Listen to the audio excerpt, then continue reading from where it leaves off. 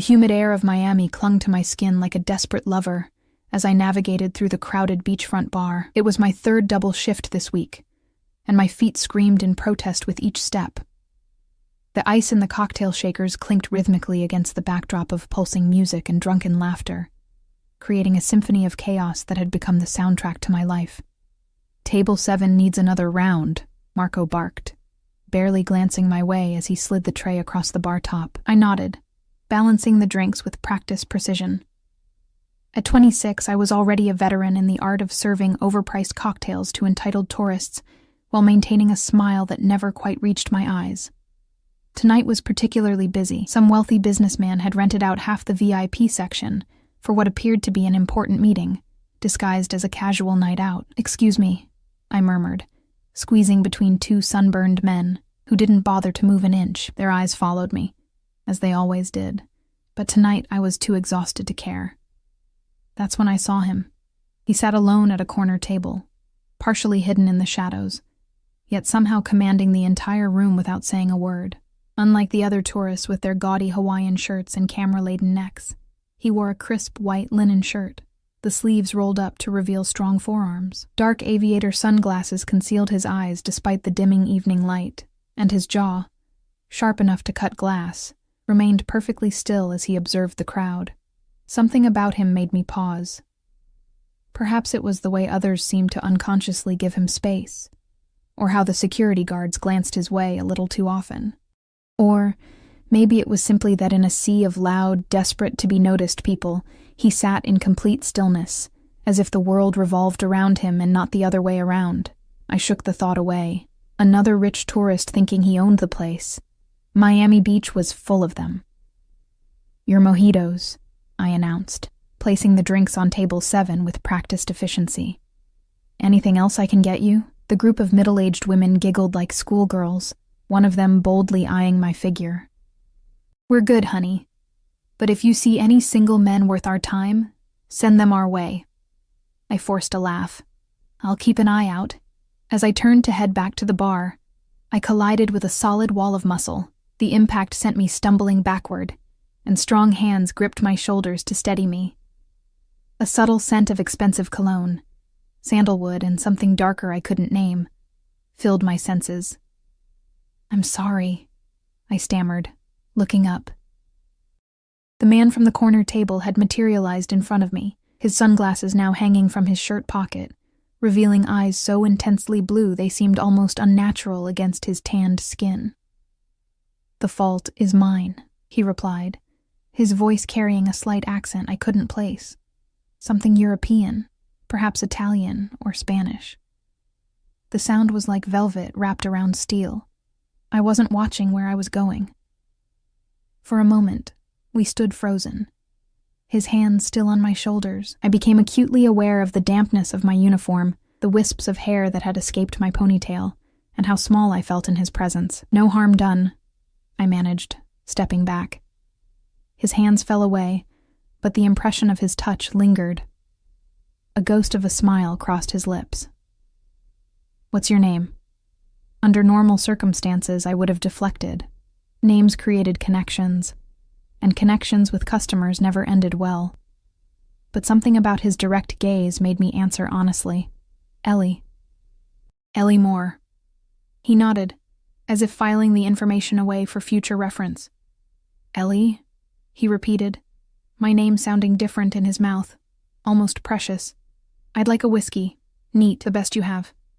It wasn't a request, but a statement of fact.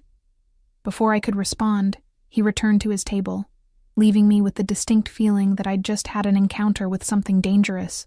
Throughout the night, I found myself inexplicably drawn to his table. Each time I brought him a fresh drink, he would thank me with perfect politeness, sometimes asking simple questions about Miami or the bar.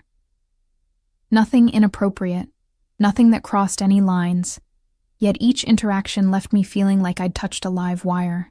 "How long have you worked here?" he asked during my third visit to his table. "Almost 2 years," I replied, collecting his empty glass. "You don't sound like you're from Florida," I hesitated. "I'm not. I'm from a small town in Georgia." His eyes narrowed slightly, studying me with an intensity that made my pulse quicken. "What brought you here?" The usual. Big dreams, small wallet. I attempted a light tone, but something in his expression told me he saw right through it. And what dreams would those be, Ellie Moore? The way he said my full name, like he was tasting it, sent an involuntary shiver down my spine. I should get back to work, I said instead of answering, suddenly uncomfortable with his interest. He nodded, that almost smile appearing again. Of course.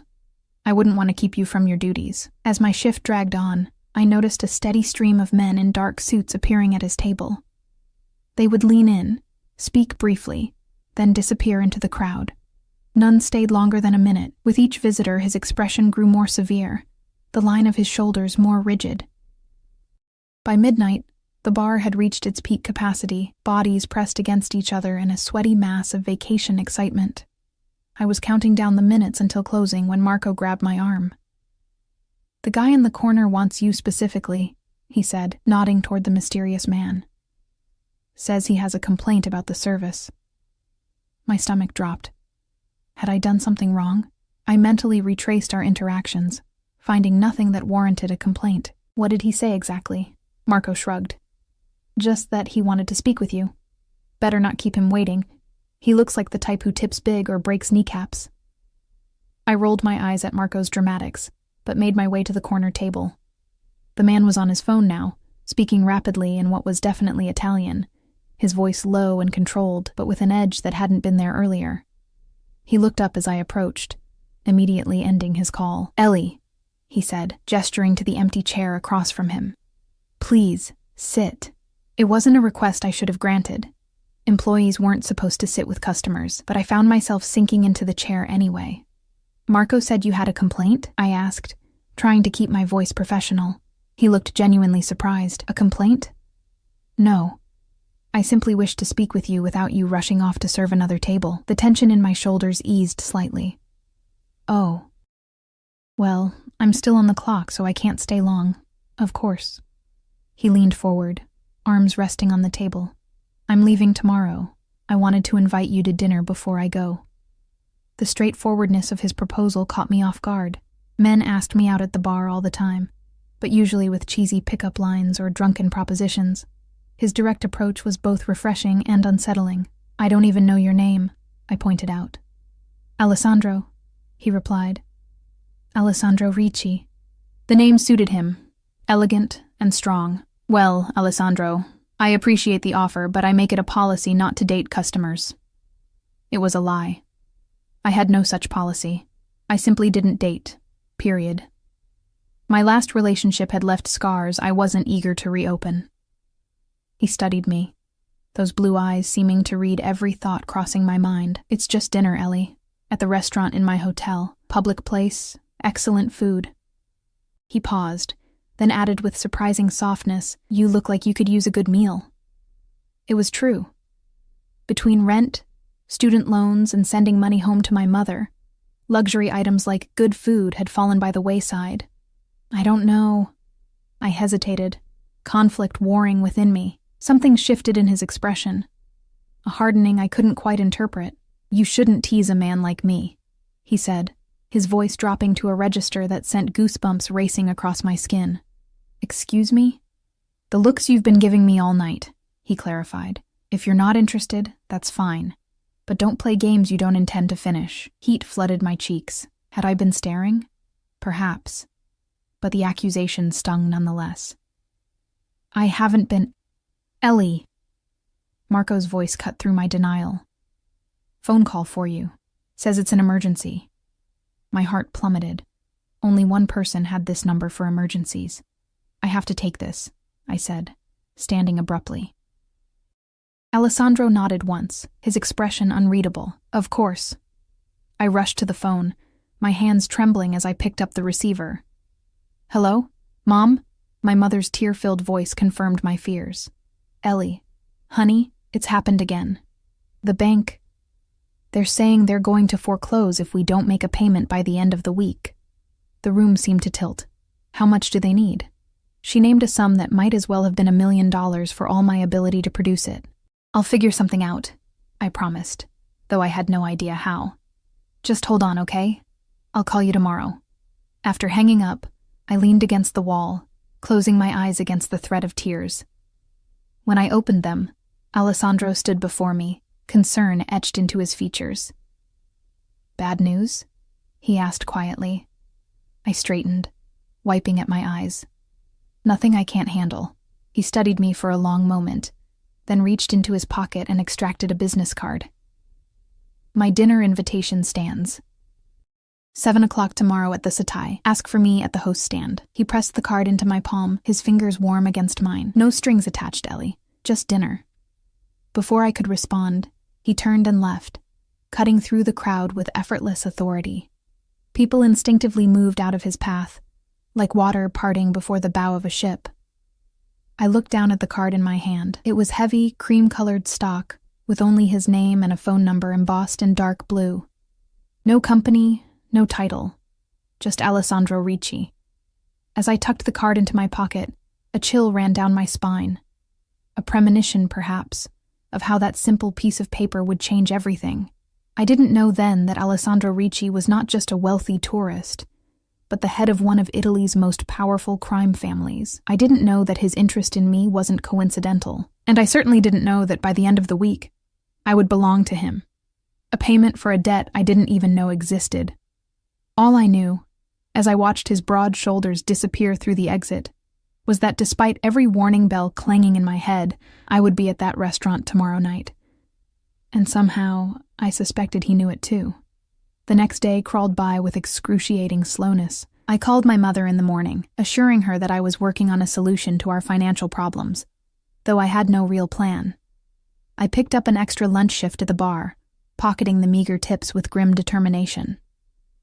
By the time I returned to my cramped studio apartment to prepare for dinner with Alessandro, I was exhausted but resolute. Standing before my closet, I surveyed my limited options. Most of my clothes were practical: jeans, t-shirts, the black uniform for the bar, nothing suitable for a restaurant at the Satai, which was one of Miami's most exclusive hotels. After much deliberation, I settled on a simple navy blue dress I'd worn to a college friend's wedding 2 years ago. It wasn't particularly fashionable, but it was the best I had. As I applied a light layer of makeup, I lectured myself sternly in the mirror. This was just dinner. I would be polite, enjoy an expensive meal I couldn't otherwise afford, and then never see Alessandro Ricci again.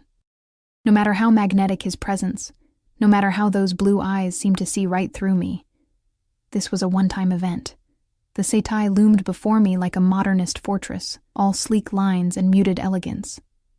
I hesitated at the entrance, suddenly acutely aware of my second-hand dress and scuffed shoes. The doorman, however, greeted me with practiced politeness, ushering me into a lobby that whispered of old-world luxury. "I'm here to meet Alessandro Ricci," I told the maitre d', my voice smaller than I intended. The effect of the name was immediate. The man's expression shifted from professional detachment to keen interest. "Miss Moore?" he inquired, and when I nodded, he continued, "Mr. Ricci is expecting you. Please, follow me." I was led not to the main dining room, but to a private terrace overlooking the ocean. The setting sun painted the sky in dramatic strokes of orange and purple, casting a golden glow over the single table set for two, and there, standing at the balustrade with his back to me, was Alessandro. He turned as I approached, and for a moment, I forgot to breathe. Gone was the linen shirt from the night before, replaced by a tailored charcoal suit that fit him with such precision it must have been made for him alone. His dark hair was swept back, emphasizing the sharp angles of his face, and those penetrating blue eyes assessed me with unmistakable appreciation. "Ellie," he said, stepping forward to greet me, "you came." There was a note of genuine pleasure in his voice that caught me off guard. Had he expected me to refuse? I said I would. I replied, unsure why I felt defensive. "So you did." He gestured to the table. "Please sit." I took the liberty of ordering champagne. As I settled into my chair, I noticed 2 men standing discreetly by the entrance to the terrace. They wore dark suits and impassive expressions, their eyes constantly scanning the area. "Your security?" I asked, nodding toward them. Alessandro followed my gaze, his expression revealing nothing. "A necessary precaution in my line of work." "And what work is that exactly?" I ventured, accepting the glass of champagne he offered.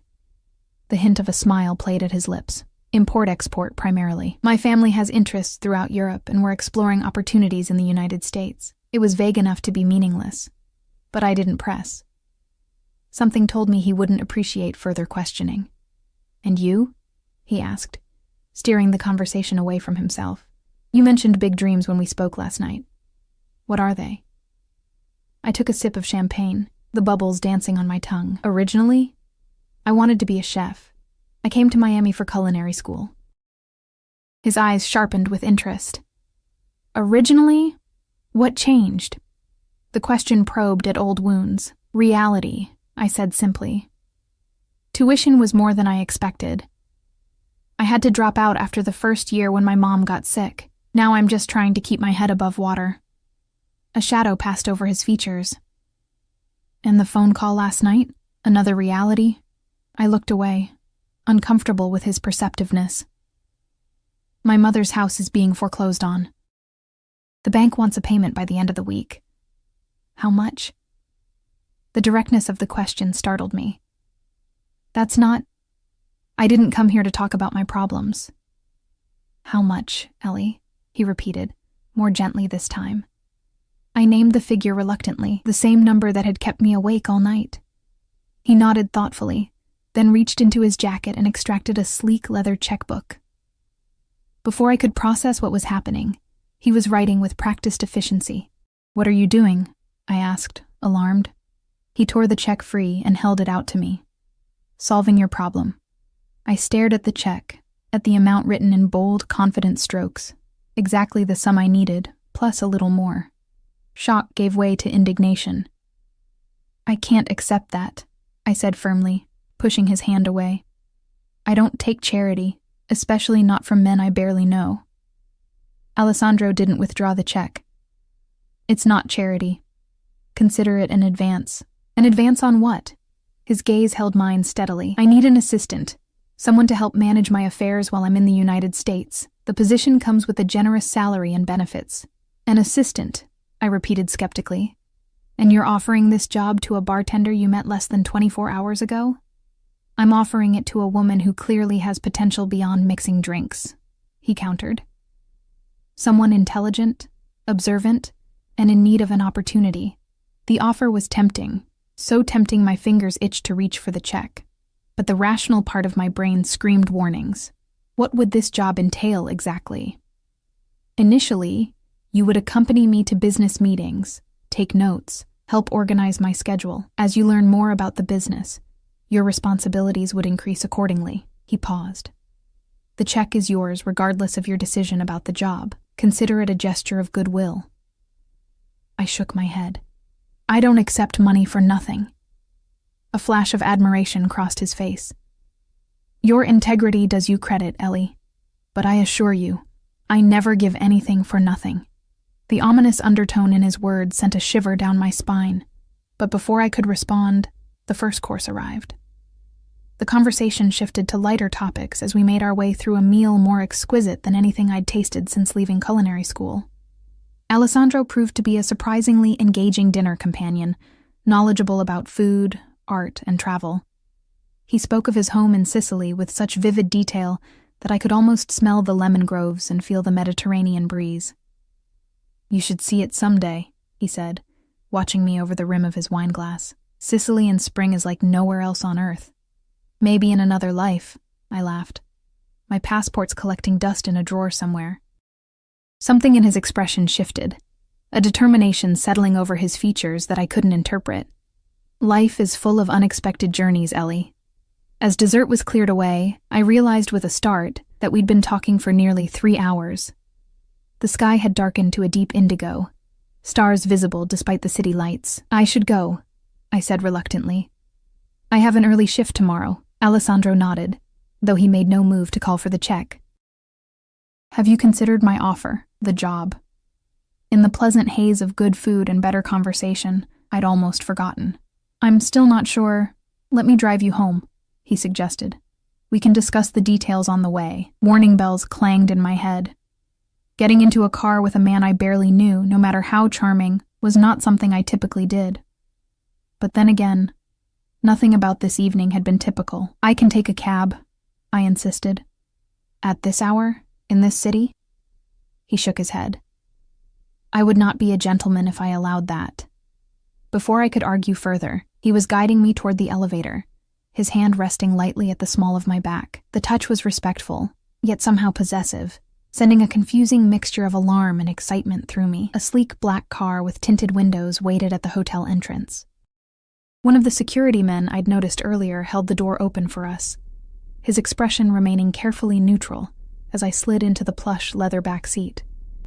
Alessandro followed, sitting close enough that I could feel the heat radiating from his body. "Your address?" he prompted, as the driver started the engine. I hesitated, then gave him directions to my apartment building in a neighborhood that would clearly not impress him. As we pulled away from the hotel, I noticed a second black car following closely behind. "More security?" I asked, nodding toward the tailing vehicle. Alessandro's expression remained impassive. As I said, a necessary precaution. For an import-export businessman? He turned those penetrating blue eyes on me. "The world can be dangerous, Ellie, especially for those with valuable assets." The way he looked at me as he said, "valuable assets," made me wonder if he was referring to more than just material goods. We rode in silence for several minutes, the soft hum of the engine and the occasional crackle of a radio from the front seat, the only sounds. Finally, Alessandro spoke again. "The job offer is genuine. You would be well compensated, and I assure you the work itself is legitimate." "Why me?" I asked, the question that had been nagging at me all evening. "You could hire anyone with actual qualifications. Perhaps I prefer someone who hasn't been taught to think in conventional ways." His voice dropped slightly. "Or perhaps I simply enjoy your company." Heat rose to my cheeks. "Mr. Ricci." "Alessandro," he corrected gently. "Alessandro," I amended. "I appreciate the offer, but I don't mix business and whatever this is." A smile ghosted across his lips. "Wise policy." "But sometimes, Ellie, life presents opportunities that defy our carefully constructed rules." The car slowed as we approached my building, a faded 5-story walk-up that had seen better days. I saw Alessandro take in the crumbling facade, the security gate with its broken lock, the flickering streetlight that never seemed to get fixed despite numerous complaints. "This is me," I said, suddenly embarrassed by the stark contrast between my world and his. He didn't comment on the building's condition. Instead, he reached into his pocket and produced both the check from earlier and a business card. "The offer remains open, both offers." He placed them in my hand, his fingers lingering against mine. "Think about it tonight. Call me in the morning with your decision." As I stepped out of the car, he added, "And Ellie, lock your door. This neighborhood isn't safe for a woman alone." I watched as the black car pulled away, followed by its silent shadow. Only when they disappeared around the corner did I look down at the items in my hand. The check, with its life-changing amount, and the business card with just a name and number. Little did I know that as I climbed the stairs to my apartment, Alessandro Ricci was already setting in motion events that would irrevocably alter my life's course. That even as I struggled with the decision of whether to accept his offer, other forces were making decisions for me. I entered my apartment, double-checking the lock as he'd instructed, and placed the check and card on my kitchen counter. They seemed to pulse with potential, a gateway to another life so vastly different from my own that I could barely imagine it. That night, I dreamed of blue eyes watching me from the shadows, and woke with his name on my lips, Alessandro. Even in sleep, he had begun to claim me. What I didn't realize then was that he had always intended to. From the moment I collided with him in that crowded bar, my fate had been sealed. I just hadn't read the contract yet. Morning came with no clarity. I stared at the check and business card while sipping cheap instant coffee, weighing my options. The sensible part of me knew I should tear up both, call my mother, and figure out another solution. But every time I reached for the paper, I hesitated, Alessandro's words echoing in my mind. I never give anything for nothing. What exactly would I be giving in return? My phone rang, startling me from my thoughts. It was Marco from the bar. "Ellie, don't come in today," he said without preamble. "What? Why?" "I'm scheduled for a double." His voice lowered conspiratorially. "That guy you were talking to last night? Do you have any idea who he is?" My pulse quickened. "He said his name is Alessandro Ricci. He works in import-export." Marco's laugh held no humor. "Import-export, right? Listen, some guys came by this morning asking about you. Serious guys in expensive suits. They didn't say much, but they made it clear you're to be given time off if you need it." A chill ran through me. "What do you mean, asking about me?" "They wanted to know how long you've worked here, if you're reliable, that sort of thing. Like a reference check, but way more intense." He paused. "Ellie, be careful. These aren't the kind of people you mess with." "Who are they?" I pressed, fear beginning to curdle in my stomach. "The word is Ricci's connected. Like Italian mob connected. His family controls half the ports in Sicily and has interests all over Europe. They've been expanding into Miami the past year." Another pause. "Whatever he offered you, think hard before you accept." After hanging up, I sank onto my worn couch, Marco's warning ringing in my ears. Had I really had dinner with a mafioso? The idea seemed ludicrous, like something from a movie, but then I remembered the security detail, the way people moved out of his path at the bar, the vague description of his work. My phone rang again. Unknown number. "Hello?" I answered cautiously. "Ellie." Alessandro's voice sent an involuntary shiver down my spine. "Have you considered my offer?" I swallowed hard. "I have some concerns." "Such as?" "Such as who you really are, Alessandro. I've heard rumors." A moment of silence stretched between us. "I see. And what have you heard exactly? That you're not just an import-export. That you're connected." His soft chuckle carried through the line. "Connected. An interesting choice of words. Would it change your decision if I confirmed these rumors?" The directness of his response caught me off guard. I had expected denials, not this calm acknowledgement. "I don't know," I answered honestly. "I don't know anything about that world. Perhaps that's why I find you refreshing, Ellie. Your perspective is unclouded." His tone shifted, becoming more businesslike. "I won't insult you with lies. My family has interests that extend beyond conventional business, but what I'm offering you is legitimate work." I clutched the phone tighter. "And if I say no, then you say no. The check is still yours, no strings attached. You'll never hear from me again." He paused. "But I don't think that's what you want." Was he right? The thought of never seeing him again created an unexpected hollow feeling in my chest. What did that say about me? "I need time to think," I said finally. "Of course. But don't take too long. I leave for New York tomorrow morning." After we disconnected, I paced my small apartment, weighing options that all seemed equally impossible. Accept money from a man who might be in the Mafia. Turn down the only solution to my mother's foreclosure. Take a job that could lead anywhere, or nowhere good. My decision came not from careful deliberation, but from the harsh ring of my phone. My mother, voice cracking with tears, telling me the bank had moved up the deadline. Payment by tomorrow or eviction proceedings would begin immediately. With shaking hands, I dialed Alessandro's number. "I'll take the job," I said, when he answered. No preamble necessary. "I thought you might." The satisfaction in his voice should have alarmed me. "Pack a bag. My driver will collect you in an hour." "An hour? Where am I going?" "New York with me. We have business there for a few days." Panic flared. "I can't just leave. I have—" "Your shift at the bar? Already handled. Your rent? I've arranged for it to be paid through the end of the month. Your mother's situation? The check will be deposited electronically today." His tone brooked no argument. "1 hour, Ellie. Pack for cool weather." He hung up before I could respond, leaving me staring at my phone in disbelief. The speed with which he had dismantled every obstacle terrified me almost as much as it impressed me.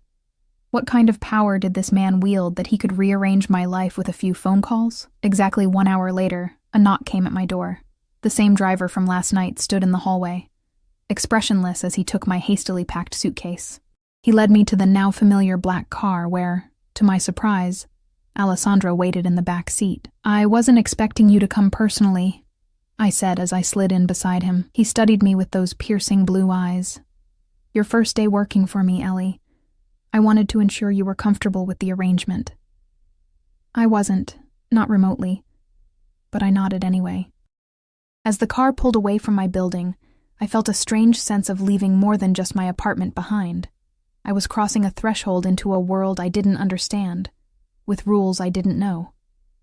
Alessandro handed me a slim leather folio. Your employment contract. Review it during the flight. Flight? I echoed weakly. His lips curved into that almost smile. Did you think we were driving to New York? Of course we weren't. Nothing in Alessandro Ricci's world moved at normal speed or operated by normal rules. Within 2 hours of his phone call, I found myself boarding a private jet at Miami International Airport, my $20 suitcase looking woefully out of place against the aircraft's luxurious interior. Make yourself comfortable, Alessandro instructed, gesturing to one of the cream leather seats. The flight is just under 3 hours. I sank into the indicated seat, overwhelmed by the rapid changes. A flight attendant, because of course a private jet had its own attendant, offered me champagne, which I declined in favor of water. My head needed to stay clear. As we took off, I opened the contract. The terms were both better and more restrictive than I'd anticipated. The salary was staggering, more than 10 times what I made at the bar. Housing would be provided as needed. Health insurance, retirement plan, even a clothing allowance were all included. But the confidentiality clauses were extensive, and the termination terms heavily favored the employer. Questions? Alessandro asked, watching me from his seat across the small aisle. Several, I admitted. This salary, it's too much for an assistant with no experience. It's appropriate for the level of discretion and flexibility required. He leaned forward slightly. I expect absolute loyalty, Ellie. That's what I'm paying for. The intensity in his gaze made me shift uncomfortably. And if I can't provide that, then this arrangement will end, and you will return to your previous life, minus any benefits you've received. His tone was matter of fact, but I don't think it will come to that. You strike me as someone who honors her commitments. I was. That had always been my problem. I stuck with things, with people, long after I should have walked away, like my ex-boyfriend, whose gambling habit had drained my savings and left me with nothing but trust issues and a wariness of men who made big promises. There's something else, Alessandro continued, interrupting my thoughts. Something not in the contract. My stomach tightened. What? The nature of my business means I occasionally attend social functions where arriving with a companion is expected. As my assistant, you would accompany me to these events. As your date? I clarified, frowning. As my colleague. He corrected smoothly, though certain assumptions might be made by others. I understood the implication. You want people to think we're involved. He shrugged elegantly. What people think is their business. What matters is that you conduct yourself appropriately and represent my interests. It felt like another layer of complication in an already complicated arrangement. But I nodded reluctantly. I can do that. Alessandro studied me for a long moment, then seemed satisfied. Sign the contract, and we'll consider it settled. With a deep breath, I signed my name on the indicated line, feeling vaguely like I was signing away more than just my employment status. Alessandro took the contract, signed his own name with a flourish, and tucked it back into the folio. Welcome to Ricci Enterprises, Ellie Moore. New York greeted us with steel-gray skies and a bitter wind that cut through my thin Miami jacket, like it wasn't even there. Another black car waited on the tarmac, whisking us directly from the plane to what Alessandro informed me was his Manhattan apartment. Apartment, it turned out, was a modest term for what was essentially a penthouse occupying the top 2 floors of a sleek high-rise in Tribeca. Floor-to-ceiling windows offered spectacular views of the city, while the interior featured a minimalist design in cool tones of gray, white, and blue. You'll stay here during our time in New York, Alessandro informed me, leading me through the space. Your room is upstairs, second door on the right. Take some time to settle in and change. We have dinner reservations at 8. Dinner? With whom? I asked, trying to keep up with the rapid pace of events. Business associates, he replied vaguely. Wear something appropriate. If you don't have suitable attire, there are options in your closet. Before I could question this presumptuous preparation, he disappeared into what I assumed was his office, leaving me to find my own way upstairs. The room designated as mine was larger than my entire Miami apartment, with a king-sized bed and its own marble bathroom. And true to his word, the walk-in closet contained not just empty hangers, but a selection of dresses, all exactly my size, with price tags that made me gasp. Designer names I'd only seen in magazines hung before me, along with shoes, handbags, and even lingerie still in its packaging. Unnerved by this level of preparation, how long had he been planning this? I showered quickly and selected the most conservative of the dresses, a black sheath with a modest neckline and hem that fell just below the knee. Paired with simple heels and minimal jewelry from my own meager collection, I hoped I looked professional rather than like what I feared others would assume, a rich man's plaything. When I descended the stairs, Alessandro was waiting in the living room, now dressed in a different suit that fit him with the same impeccable precision as the one from dinner. His eyes traveled over me, expression unreadable. "The dress suits you," he said finally. "Did you personally select it?" I asked, unable to keep a hint of accusation from my voice. He shook his head. "I gave specifications to my housekeeper. She handled the details. Somehow, that didn't make me feel better." Specifications? Size, style, appropriate for business functions. Nothing more personal than that, if that's your concern. He checked his watch. "We should go. The car is waiting." The restaurant was another exercise in opulence. Old-world elegance with modern touches, where waiters moved like silent shadows and wine was poured from bottles without labels. Our dining companions, a trio of middle-aged men with hard eyes and expensive watches, greeted Alessandro with a mixture of respect and wariness that spoke volumes about their relationship. They cast curious glances my way, as Alessandro introduced me simply as my new assistant, Miss Moore. I felt their assessments like physical touches, categorizing me, measuring my potential threat or value. One of them, a heavy-set man with salt and pepper hair, lingered over my hand a moment too long when we shook, his gaze openly appreciative. "Where did you find such a beautiful assistant, Alessandro?" he asked in heavily accented English. "Not in New York, certainly. We would have noticed her before. Miss Moore is from Georgia," Alessandro replied coolly, "and she is here to work, Vincenzo. Not to be admired like a painting." Vincenzo laughed, releasing my hand. "Always so serious, our Alessandro. But you cannot blame a man for appreciating beauty when he sees it. Throughout dinner, I observed more than I participated. The conversation flowed between English and Italian, often switching mid-sentence when the topic grew more sensitive. I noted how Alessandro controlled the discussion with subtle gestures and carefully chosen words, never raising his voice yet somehow dominating every exchange. They were discussing shipping routes and import regulations, seemingly legitimate business concerns. But undercurrents of something else ran beneath the surface, references to protection, to competing interests, to making examples. Nothing explicitly illegal was mentioned, yet I had the distinct impression that the true conversation was happening in code. As dessert was served, Vincenzo turned his attention to me again. "And what did you do before becoming Alessandro's assistant, Miss Moore? You don't strike me as the typical executive secretary." Before I could answer, Alessandro interjected smoothly. "Miss Moore was a chef. She trained professionally. The lie, or rather the stretching of truth, surprised me, but I kept my expression neutral." "A chef!" Vincenzo exclaimed. "How marvelous. You must cook for us sometime." "Perhaps," I murmured noncommittally. Alessandro's hand settled on the back of my chair, not quite touching me but establishing a clear boundary. "Miss Moore's culinary talents are reserved for select occasions, Vincenzo. Now, about the Miami terminal situation." The conversation shifted again, and I felt Alessandro's subtle pressure on my back, a silent commendation for following his lead. The remainder of the dinner passed in similar fashion, with business discussions interspersed with personal inquiries that Alessandro deftly deflected. When we finally returned to the penthouse, I was exhausted from the tension of maintaining a facade I didn't fully understand. "You did well," Alessandro said, as we entered the living room. "Better than I expected for your first night." What exactly was I doing? I asked, slipping off the painful heels with relief. Besides acting as window dressing? His expression hardened slightly at my tone. You were observing, learning. Those men are important to our operations in New York. How they perceive you affects how they perceive me. And how should they perceive me? I challenged, too tired for caution.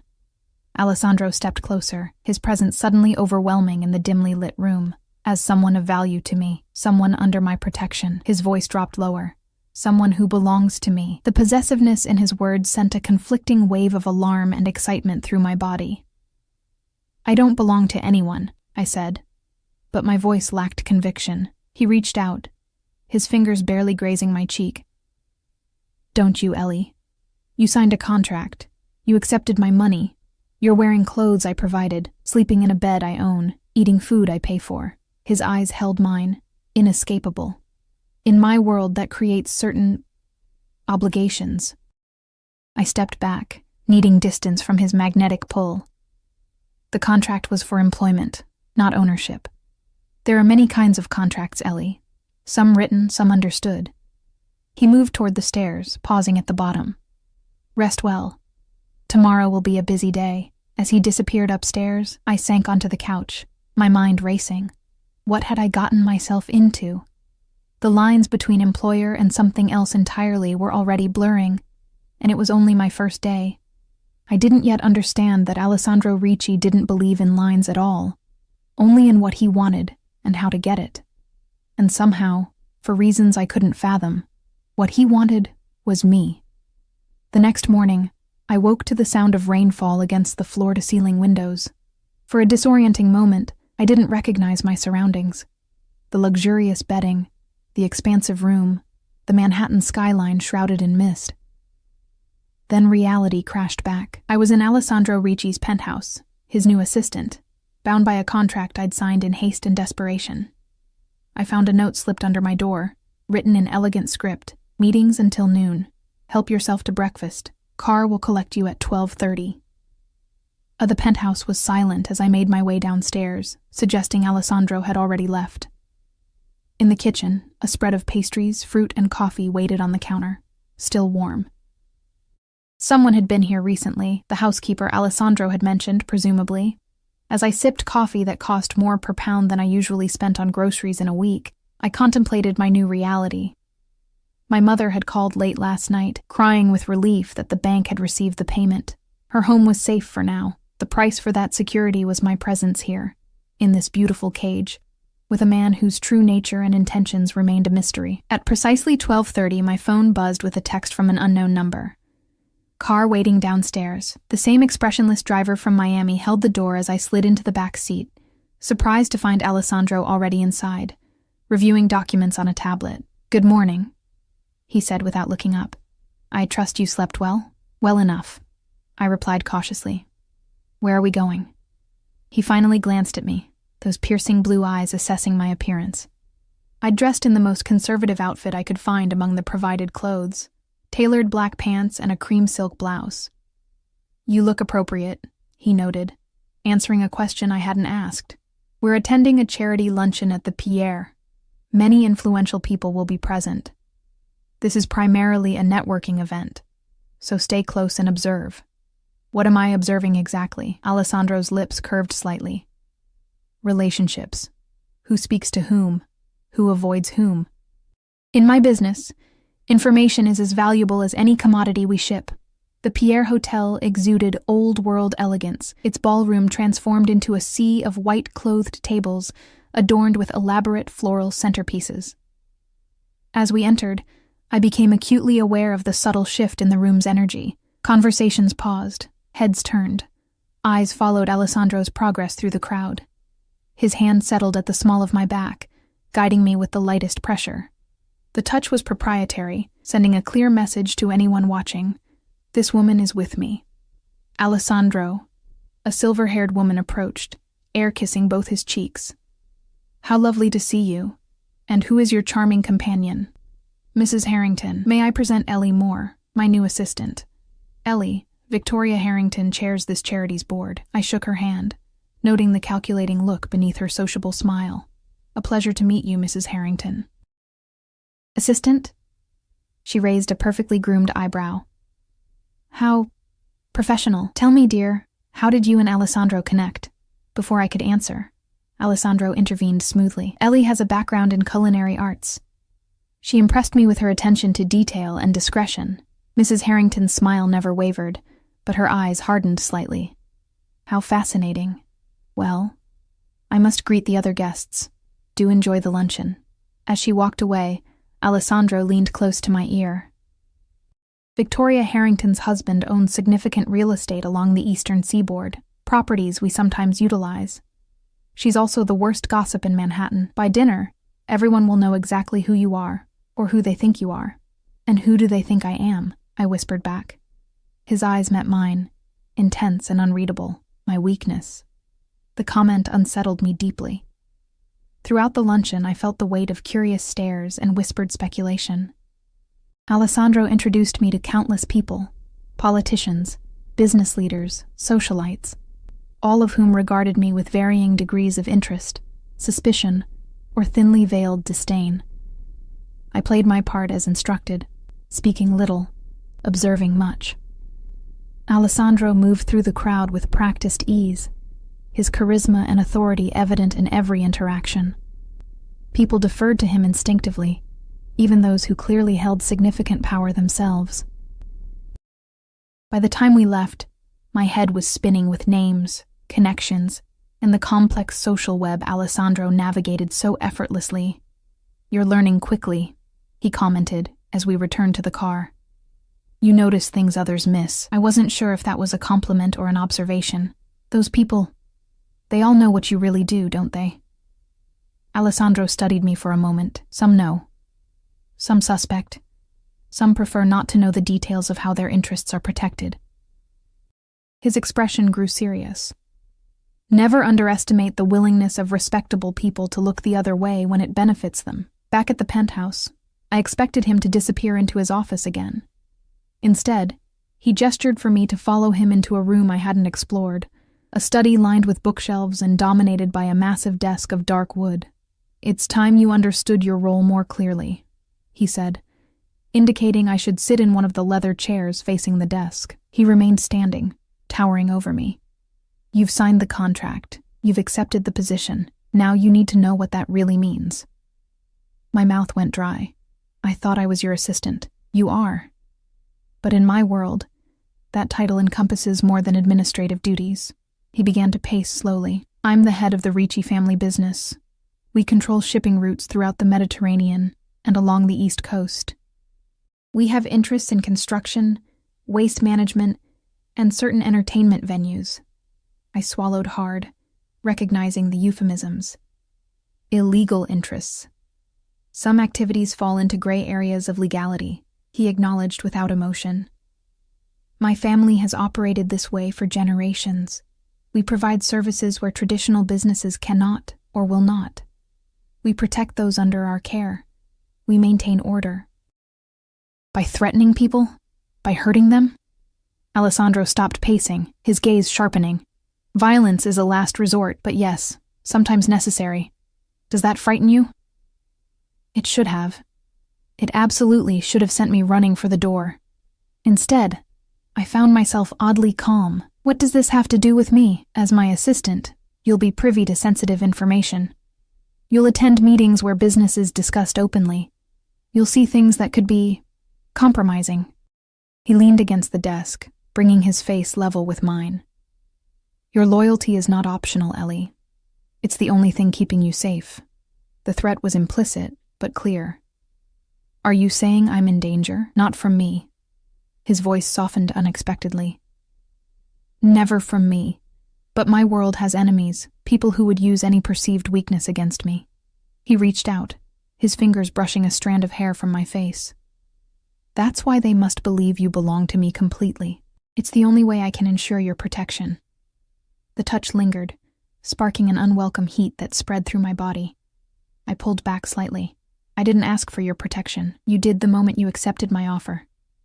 His hand dropped, but his eyes held mine. "There's no half measure here, Ellie. You're either entirely in my world or entirely outside it. And if you choose to leave now, you can never return to your old life either. It's too late for that. Fear and anger flared simultaneously. That sounds like a threat. It's reality. Alessandro straightened, his expression softening slightly. I don't want to frighten you. I want you to understand the situation clearly so you can make an informed choice. What choice? You just said I can't go back to my old life. You can't go back to Miami, to that bar. Too many people know you've connected with me, but I can arrange a new start for you elsewhere. New identity, new location, enough money to begin again. He paused. Or you can stay, fulfill your contract, and perhaps discover opportunities you never imagined possible. The offer of escape should have been tempting. It was what any sane person would choose, run from the dangerous man and his criminal empire. But some inexplicable pull kept me rooted in place. Why me? I asked again. The question that had haunted me since our first meeting. Out of all the people you could have chosen, why pick a random bartender from Miami? Something flickered in Alessandro's eyes. A hesitation, perhaps even vulnerability. That's a conversation for another time, he said finally. For now, I need your decision. Stay or go. But know this, if you stay, you're mine, Ellie. In every way that matters, the possessiveness in his voice should have repelled me. Instead, it sent a forbidden thrill down my spine. What kind of person did that make me? I'll stay, I heard myself say, the words emerging before I'd consciously decided. For now, at least, until I understand what this is really about. Relief flashed across his features, quickly masked by his usual controlled expression. A wise choice. He moved toward the door. We have a dinner engagement tonight, something more private than last night. Be ready at 7. After he left, I remained seated, trying to process the conversation. Alessandro had essentially admitted he was a crime boss, had implied I could be in danger, had all but claimed ownership of me, and still, I had agreed to stay. What did that say about me, or about him, that he could inspire such reckless disregard for my own safety? That evening found me in a black dress, more formal than anything I'd ever owned, seated across from Alessandro in a dimly lit restaurant so exclusive it had no sign outside. We were the only diners in a private room with walls of wine bottles and a single table set with crystal and silver. No business associates tonight? I asked as the sommelier poured a ruby-red wine into delicate glasses. No, tonight is about us. The simple statement hung in the air between us, weighted with implication. This was no business dinner. It was something dangerously close to a date. There shouldn't be an us, I said quietly. You're my employer. Alessandro's blue eyes reflected the candlelight. In my world, relationships aren't confined to convenient categories. He leaned forward slightly. Tell me something, Ellie. If we had met under different circumstances, if I were just a man and you just a woman, would you still feel this pull between us? The directness of the question took my breath away. Don't lie, he interrupted gently. Not to me. Never to me. I looked down at my plate, unable to meet his intense gaze. Yes, I admitted finally. I would still feel it. His hand covered mine on the table, warm and surprisingly gentle. Then perhaps fate has been kinder to us than you realize. That night changed everything. Over candlelight and wine, Alessandro revealed pieces of himself I hadn't expected to find. A childhood in Sicily spent more among books than people, a passion for classical music, a deep loyalty to family that bordered on reverence. He spoke of his father's death 5 years ago, and the weight of responsibility that had fallen to him as the eldest son. I never wanted this life, he confessed, swirling the last of his wine. I studied architecture at university. I had dreams of building, of creating something lasting. What happened? I asked, genuinely curious about the path that had led him to become the man across from me. A shadow crossed his face. My father was murdered by a rival family. There was no choice after that. Blood demands blood. The casual way he referenced violence should have horrified me. Instead, I found myself reaching across the table to touch his hand. I'm sorry about your father. His fingers curled around mine, the simple contact sending electricity through my veins. You have a gentle heart, Ellie. It's why He trailed off, releasing my hand. It's getting late. We should return. The ride back to the penthouse was charged with unspoken tension. Alessandro sat closer than necessary, his thigh occasionally brushing against mine with the car's movement. Each accidental touch felt deliberate, provocative.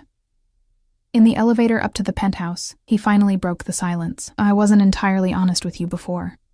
My pulse quickened. About what?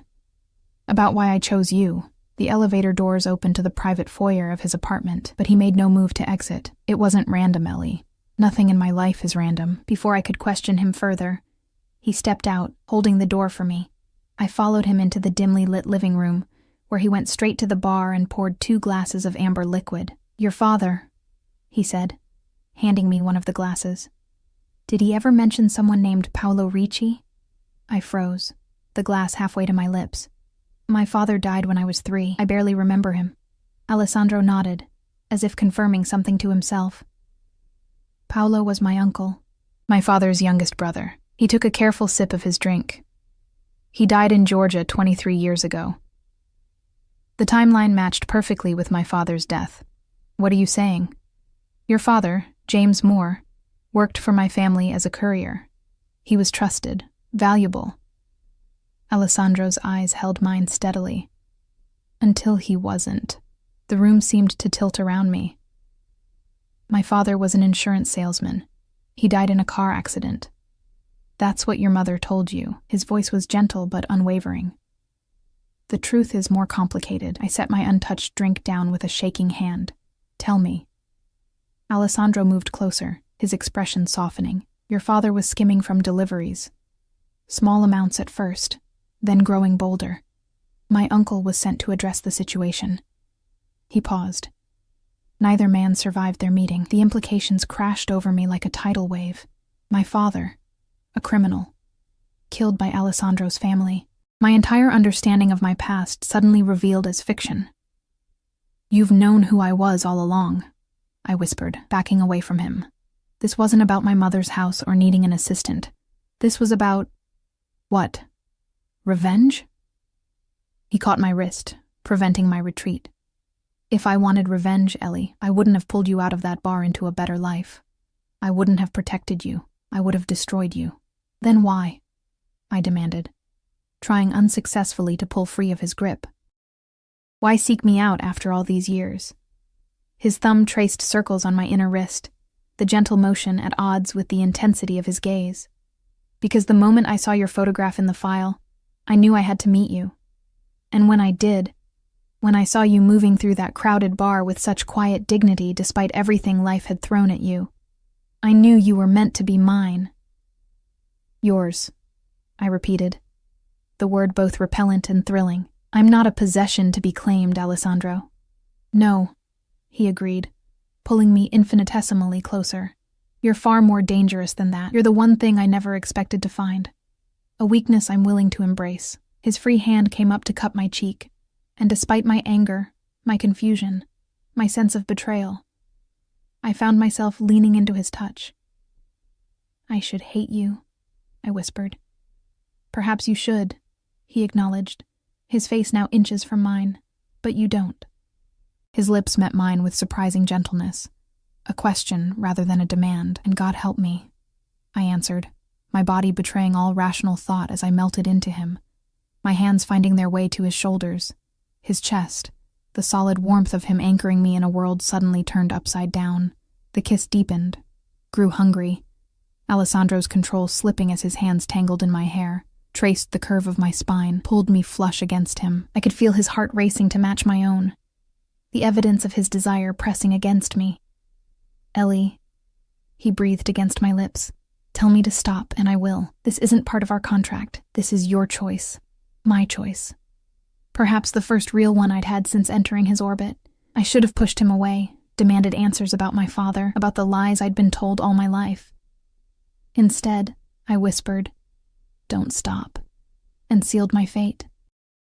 What followed was a revelation, Alessandro lifting me effortlessly, carrying me up the stairs to his bedroom, a sanctuary of masculine elegance I hadn't yet seen, his hands reverent on my skin as he undressed me.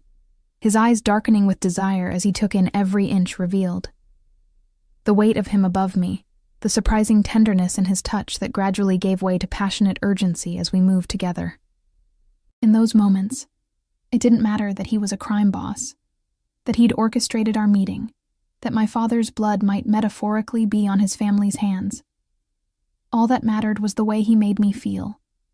Desired, protected, cherished. Mine, he murmured against my skin as we reached the pinnacle together. Always mine. And in that moment of perfect vulnerability, I believed it was true. Later, as we lay tangled in his sheets, reality began to creep back in. Alessandro traced lazy patterns on my bare shoulder, seemingly content, while questions tumbled through my mind. "Tell me about my father," I finally said, my voice quiet in the darkness. "The truth." His hand stilled momentarily before resuming its gentle exploration.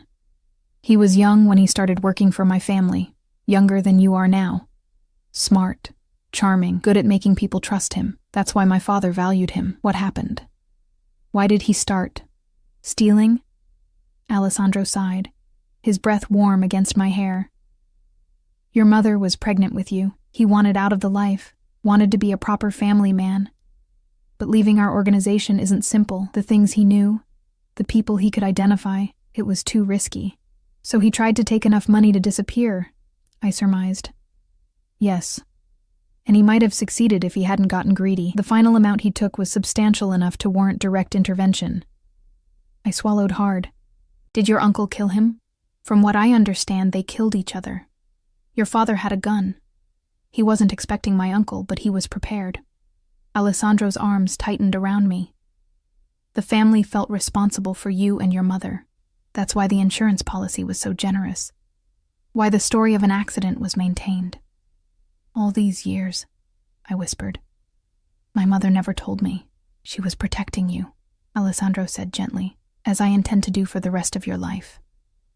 I pulled back slightly to see his face. "Is that what this is? Protection? Obligation because of what your family did to mine?" His expression hardened. "What I feel for you has nothing to do with obligation, Ellie. Yes, I sought you out initially because of the connection. But what's between us now is something else entirely." His fingers traced my cheek, my jaw, my lips. "Tell me you don't feel it too." I couldn't lie. Not to him, not to myself. Whatever had sparked between us that first night at the bar had grown into something powerful. Something that defied the circumstances of our meeting or the truth of our pasts. "I feel it," I admitted. "But I'm afraid of what that says about me. It says you understand something most people never grasp, that life isn't black and white, that good people can do terrible things, and terrible people can love deeply." He kissed me softly. "I've done things that would horrify you, Ellie. I won't pretend otherwise, but with you, I want to be better." Morning brought clarity and decision. I woke before Alessandro, studying his sleeping face, softer in repose, almost boyish despite the shadow of stubble along his jaw. In sleep, the dangerous edge that surrounded him while awake disappeared, revealing the man beneath the power and control. I slipped from the bed, borrowed his shirt, and went downstairs to make coffee, my mind churning with everything I'd learned, everything I'd done, everything that still lay ahead. Alessandro found me on the terrace, watching the sunrise paint Manhattan in gold and pink. He came up behind me, wrapping his arms around my waist and pressing a kiss to my neck. "Having regrets?" he asked quietly. Surprisingly, no. I turned in his embrace to face him. "But I do have conditions." His eyebrow arched, a hint of amusement playing at his lips. "Conditions? If we're going to do this, whatever this is between us, I need to know everything. No more secrets, no more revelations about my past or yours." I met his gaze steadily, "and I won't be involved in anything illegal. I'll be by your side, but my hands stay clean." Alessandro considered me for a long moment, then nodded. "Agreed. Though you should know, I've been working to legitimize our business interests. It's a long process, but necessary for the future I envision." "What future is that?" He smiled, a genuine smile that transformed his face. One where the Ricci name is associated with shipping empires and real estate holdings, not whispered in fear. One where I can take my wife to dinner without armed guards. His hand cupped my cheek. One where our children grow up without the weight of a criminal legacy. You're getting rather ahead of yourself, I said, though my heart raced at his words. I'm a man who plans for the long term, Ellie. His eyes held mine, serious and sincere. From the moment I saw you, you were part of those plans. 6 months later, I stood on the terrace of Alessandro's villa in Sicily, watching the Mediterranean glitter under the setting sun. The scent of lemon blossoms filled the air, exactly as he had described that night in Miami. In the distance, I could hear the sounds of final preparations for tomorrow's event, our wedding. A small affair by Ricci standards, but still grander than anything I could have imagined for myself a year ago. Alessandro appeared beside me, slipping an arm around my waist. Having second thoughts, soon to be Mrs. Ricci, I leaned into him, marveling at how naturally we now fit together. Not about you. Never about you. He kissed me, tender and possessive all at once. You shouldn't tease a man like me, he murmured against my lips, echoing words from our earliest days. I'm not teasing, I replied, smiling up at him. I'm making a promise. As the sun sank below the horizon, casting the world in shades of gold and shadow, I knew I had found my place, not as Alessandro's possession, but as his equal, his partner, his heart. Our beginning might have been built on secrets and manipulation, but our future would be founded on something stronger: truth, trust, and a love powerful enough to transcend the darkness of our shared past.